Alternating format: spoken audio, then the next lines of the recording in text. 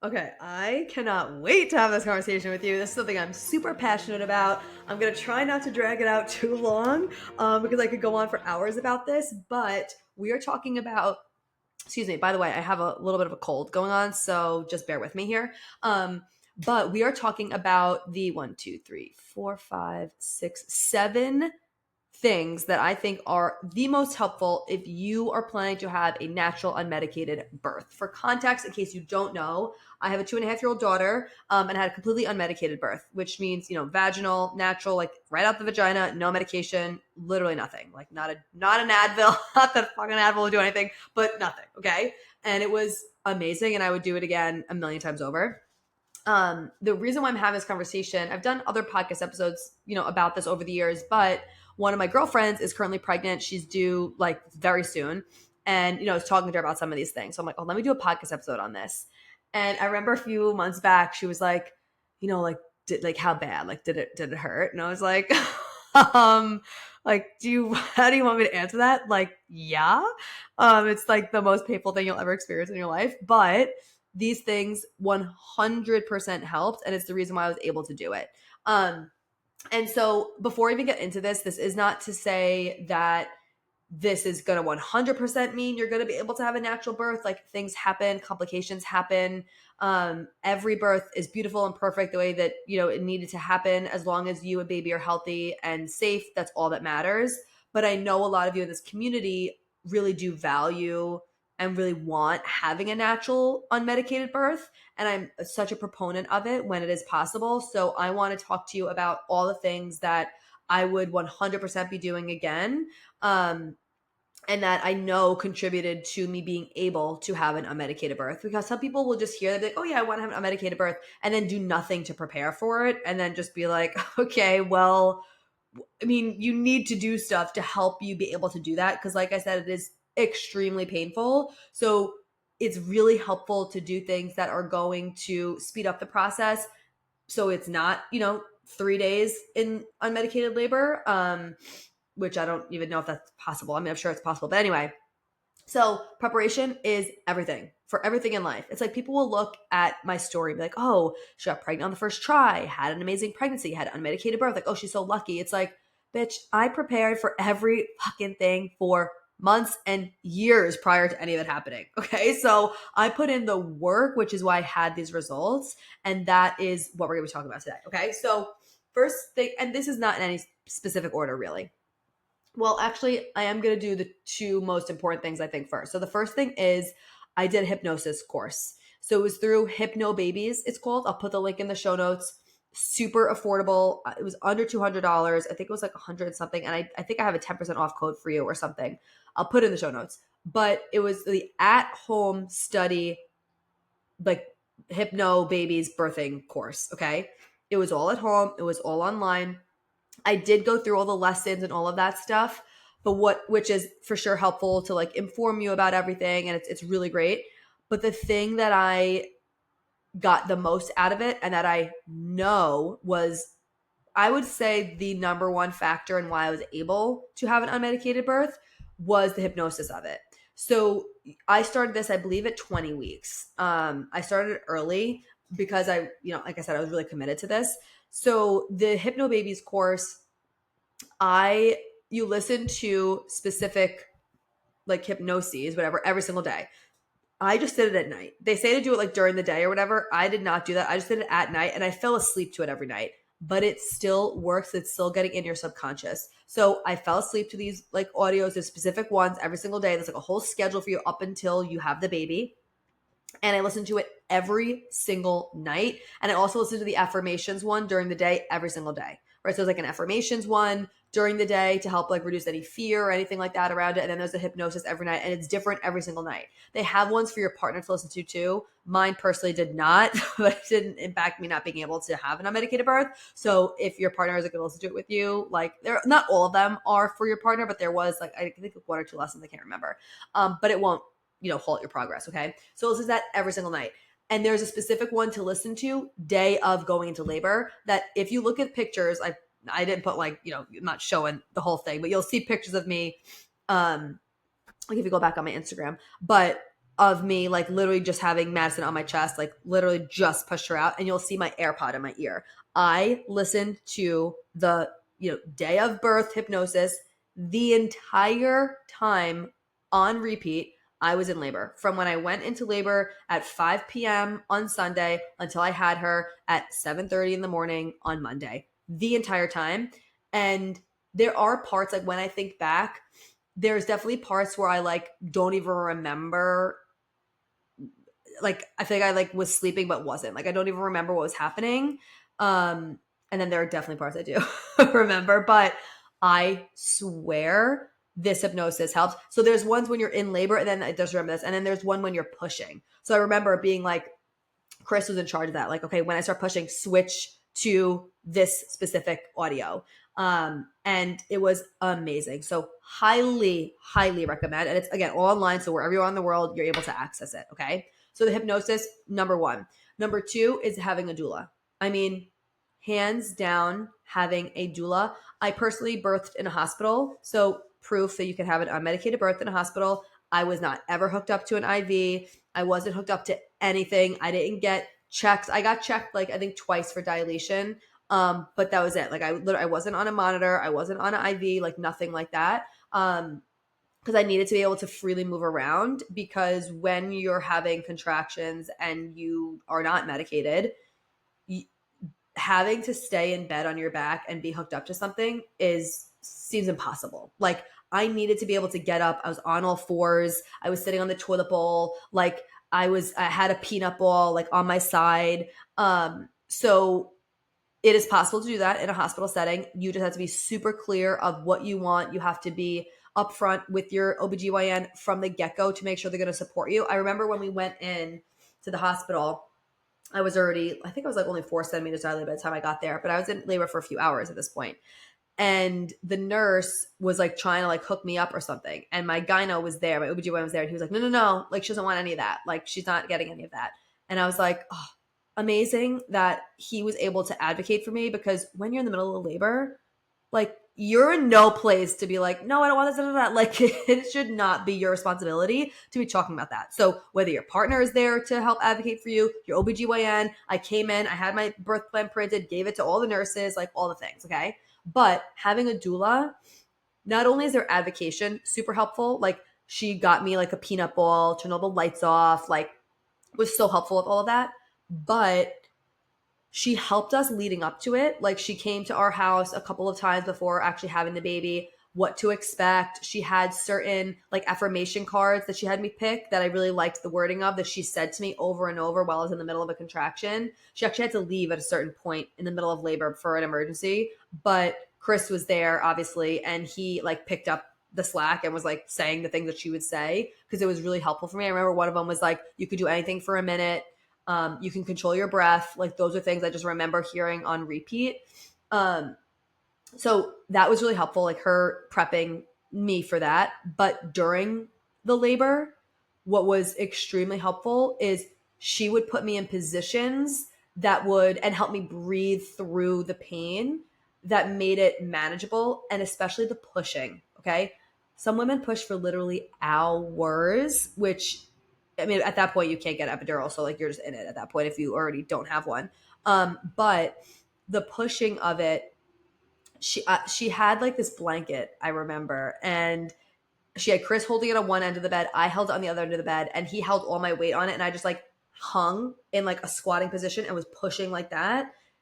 And like, I remember feeling her, like so much of her came down at that point. It was like unbelievable. But anyway, having a doula that's going to help you be in positions that's going to be more supportive for the pain of it. She would know like if I needed to get a massage on my back, or there's things to say, helping me push.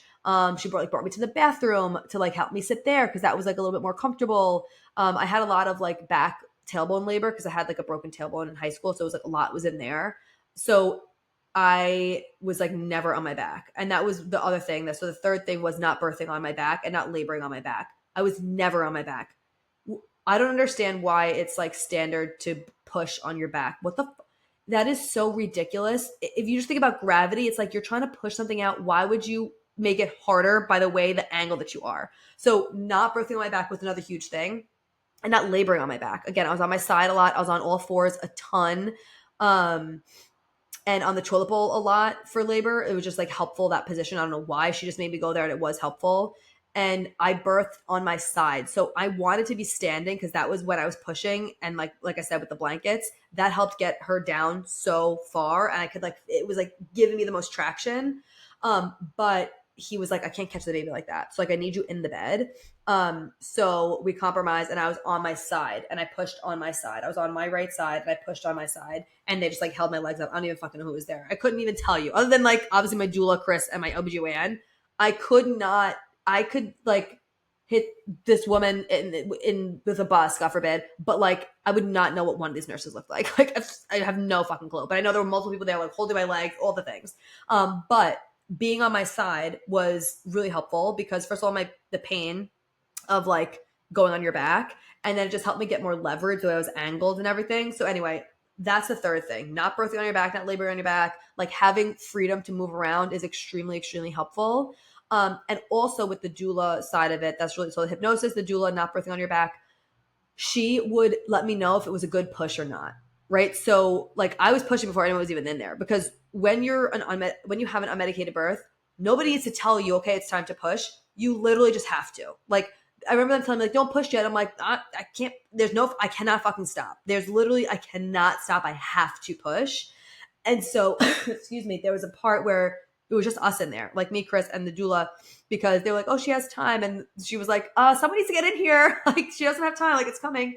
But I remember pushing and she was like, that wasn't a good push. Like, you have to do it this way. And she would like mimic it for me and like, and coach me through how to push. Cause especially if it's your first birth, like your first baby, you don't know how to do that. Like, it's not the same as like pushing out your poop. Like, it's very different. And so having her there to help me like, okay, that wasn't a good one. And then, okay, yep, like that. Yep, that's good. But keep going like that to like help with the traction of it to make it happen more quickly was, I mean, priceless. Okay. So highly recommend hypnosis, a doula, not birthing on your back. The fourth thing is having dates and red raspberry leaf tea. I know I did a completely separate podcast on this way back when I was pregnant. I'm going to link it below so I can go into the details of it. But essentially, starting at 36 weeks, you have 6 dates a day and red raspberry leaf tea every single day. You have to wait till 36 weeks for this. Now, the science behind it, I'll just give you like quick bullet points, and then you could go back and listen to the episode where I like dove into it. But for the dates, I also talk about in that episode how to have the dates, because you don't just want to have 6 dates on your own. That's a blood sugar fucking nightmare. You have to do it in a very specific way. So go back and listen to that episode. But studies show that women who consume dates at 36 weeks, again, 6 dates a day, have higher cervical dilation when being admitted to the hospital than non-date eaters, significantly higher proportion of intact membranes. Spontaneous labor happened in 96% of women who ate dates compared to 79% of women who didn't. Mine was spontaneous. I had a textbook birth, you guys. I lost a mucus plug. A week later, my water broke, went into labor on its own, the whole thing. Okay. The next thing, rate of induction was significantly lower. The first stage of labor was shorter and shorter amount of time pushing, and decreased risk of postpartum hemorrhage. And that was a study from PubMed NCBI. Okay. I will, like, because I was so committed to having a medicated birth, you fucking bet your ass if that studies have shown that, yeah, I'm going to have those 6 dates a day. Okay. I did 2, 2, and 2 throughout the day. Again, go back and listen to that episode so you have the like way to properly do it. But all of that was true for me. It really, really all was. And the other thing, because that with the rate of induction was significantly lower, that's also another perk of a doula. They will help you in deciding like, okay, if the doctor's like, oh, like maybe it's time to induce you, or let's do like Pitocin or whatever. It's like your doula is there to help you. It'll be like, no, like, or like, oh, it needs to go to C-section. Your doula can help you make that decision and be like, no, you actually don't have to because of X, Y, and Z, right? So it can really reduce your percentages of unnecessary C-sections, okay? Because there are a lot of unnecessary C-sections that people do because it's more convenient for the doctor, and having someone there in your corner is really helpful for that. Anyway, so the dates. So all of that was the reason for the dates. Go back in the episode. And also the red raspberry leaf tea, drank it daily starting in my 3rd trimester, starting at 36 weeks, can make your labor faster, less painful, with less complications and less interventions. So yeah, and I was I was pregnant in the summer. I had her June 12th, so it was hot. So I did cold red raspberry leaf tea. I made it iced tea for me because I was like, I mean, I just did not want hot tea throughout the day. So that's how I did it. So that's the fourth thing that I would highly recommend doing. Again, it's so easy to do. You might as well do it. Why the fuck not? And then the last like three are lumped together. And these are exercises that I did starting at 39 weeks. Okay, this has to be starting at 39. My doula was like, do not start these until 39 weeks because they help kind of like bring labor along and move the baby down. And you don't want to do that too early. So I started this at 39 weeks. I did this for 2 days and then I went into labor. I remember because I was talking to my friend about this and she's like, like however many weeks she is. And I was like, all right, did you start doing these things yet? And she's like, no, not consistently. Like, how long did you do them? And I looked back because I made a reel on it. And I looked back, I was like, I literally did it for 2 days and then I went into labor. So it's curb walking, stair climbing, and ball bouncing. I was ball bouncing definitely before 39 weeks, but I was more so not ball bouncing, but just like sitting on a big medicine ball instead of a chair, like when I was podcasting and doing work because it was way more comfortable for my hips. But ball bouncing, right? So literally just get a big medicine ball and bounce on the ball a few minutes a day. I think it was like 5 minutes a day. Curb walking. So exactly what it sounds like. Go outside. If it's cold, bundle the fuck up. It's only for 10 minutes. You can do it. If it's hot, I was dripping sweat, but you can still do it. It's 10 minutes. Okay. Curb walking, 5 minutes on the left side, 5 minutes on the right side. I would set a timer and just go out by the curb and you just put your left foot on the curb and you walk, right? You just walk with 1 foot on the curb and 1 foot down. The unevenness of it helps move baby down more. You want baby to be as low as possible because then they have less to move when you're in labor and when you're pushing. Okay. So that curb walking is so helpful. 5 minutes on the left side and then 5 minutes on the right side. So 5 minutes with your left foot on the curb and your right foot on the ground walking. And then 5 minutes with your right foot on the curb and your left foot on the ground. Okay. And then stair climbing for 10 minutes. That was the hardest part because at the time we were living in a co-op and the stairs, it was like an apartment building kind of. The stairs were inside an enclosed hallway with no air conditioning. And it was June and I was pregnant and I was literally dripping sweat, but I still did it because I was committed to the process. Okay. So this shit is not necessarily easy, but it's simple. And it is honestly easy. It's just like you have to just get out of your own way with certain stuff. But I climbed the stairs for 10 minutes, up and down, up and down, up and down. I wasn't like running. It was just like, you're fucking 39 weeks pregnant. You're not running upstairs. Okay. But like, I set my timer. I would listen to music, listen to a podcast. Sometimes I would like pause and take a few breaths, then go again. But 10 minutes stair climbing again helps move that baby down. So that's all together. Stair climbing, curb walking, ball bouncing, starting at 39 weeks. Is that everything? Yeah. So let me go for the top. Number 1, the hypnosis, Hypno Babies course. Highly recommend. We'll put that in the show notes. Number 2, having a doula. Number 3, not birthing on your back and not laboring on your back unless you're comfortable like that when you're laboring, but you likely won't be. Number 4 is the dates and the red raspberry leaf tea starting at 36 weeks. I will link that podcast episode below. So go listen to that for like all the details of how to properly have the dates, not spike your blood sugar and all the things. And then the 5th, 6th, 7th thing is the curb walking, stair climbing, ball bouncing at 39 weeks. I will also share the reel that I made of that so you can save it and go back to it for like the timing of stuff. But those are the things I would 100% do again. Thinking of something else. I also did acupuncture throughout my entire pregnancy. I'm sure that supported it because my nervous system was super calm. And so I'm sure that helped as well. So maybe throw that in there. But those are my biggest things that I will be doing again one day. And I would recommend for anybody who wants to have a natural birth. It is more of a mindset thing than anything else. And obviously preparing your body physically with doing the things to help open up your hips. I also exercise every single day. And I think that that's another thing that definitely helped with a natural birth because my hips were fluid. I stretched them every single day. So I'm going to add that onto it. Stretching every single day to open your hips, to release your pelvic floor, being able to release. You want a strong pelvic floor during pregnancy, but you also want to be able to release it. Okay. So doing pelvic floor exercises, I'm adding this to it. So that's number 8 is stretching, doing pelvic floor exercises / going to a pelvic floor physical therapist. I did not go to a pelvic floor physical therapist. I wish I did for like healing purposes. But I just did exercises that I knew like was actually going to help strengthen my pelvic floor throughout pregnancy. I worked out every single day. I did Pilates. And then Starting probably at that 36, 37 week mark, I started relaxing my pelvic floor because yes, you want a strong pelvic floor because you have a watermelon sized weighted baby on your pelvic floor, but you also need to be able to release it in order to push that baby out. So that would be the eighth thing is pelvic floor exercises to strengthen it throughout pregnancy, but then also release it. I would sit in like a squat on the floor with like a meditation pillow underneath me, my legs open and breathe and like literally just release my pelvic floor over and over and open up my hips and do a lot of hip opening stretches. That definitely helped as well. So I'm really excited for you if you're listening to this and you are hopefully heading into your unmedicated birth. It is the best thing. I just feel like the second you're done, the pain is over. And now I was telling myself that too. I remember my OBGYN was telling me this as I'm pushing. I was like, how many more times? And he was like, Corinne, the second you're done pushing, the pain is over. Like, just keep going. The second you're done, the pain is over. And literally the second the baby came out, I had no more pain. Not one. It is the craziest thing. Not 1 ounce of pain after the baby's over.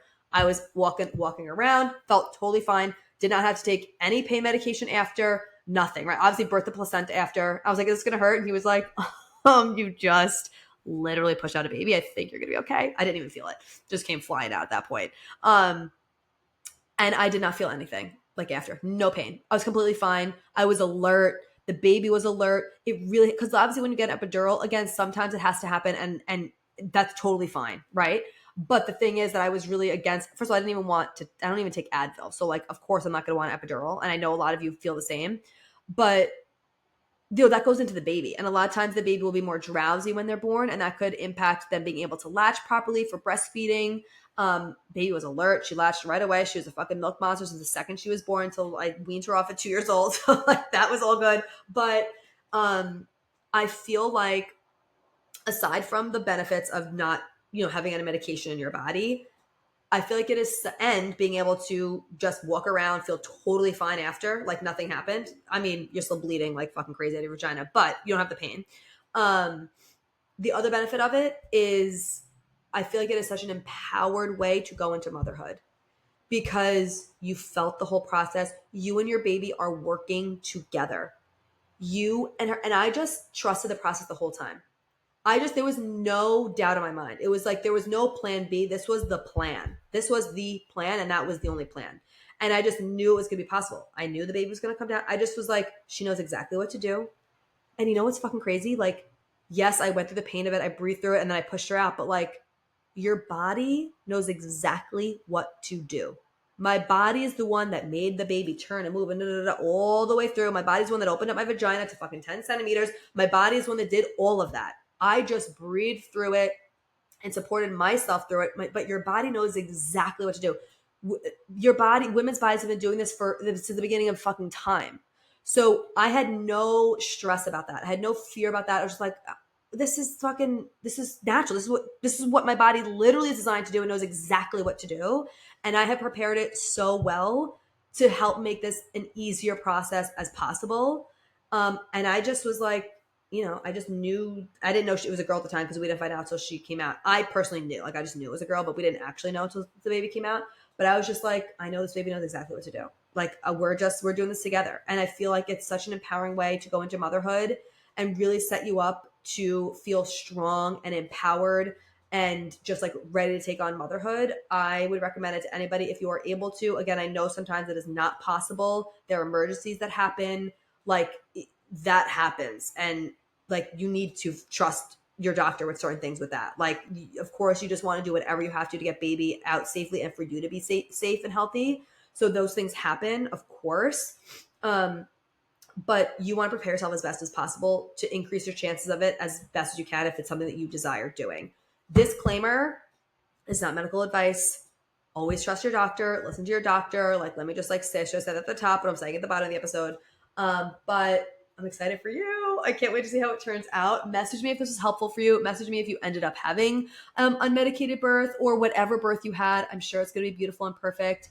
And it's going to be exactly what you and baby needed. So I'm excited for you. I can't wait. Please share this with anybody who you know is maybe pregnant and needs some support.